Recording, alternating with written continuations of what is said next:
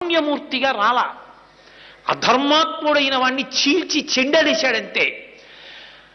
గోపరాజు గారు దాశరథి శతకంలో అంటాడు, బండన భీముడర్తజన బంధముడు ఉజ్వల బాణతోణ కోదండ కళాప్రచండ భుజతాండవ కీర్తికి రామమూర్తికి రెండవ సాటి దైవిమికలేడను చొన్గడకట్టి భేరికా డండడండడండ దంబుల జండము నిండా మత్త వేదండము నిక్కి చాటెదను దాశరథి కరుణాపయోనిధి అంటాడు.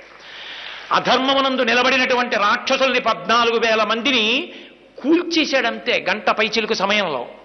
అదే ఇక్కడైతే అరే రే ఎంత పాడైపోతున్నారా ఎంత పాడైపోతున్నారా అని ఏడుస్తాడు.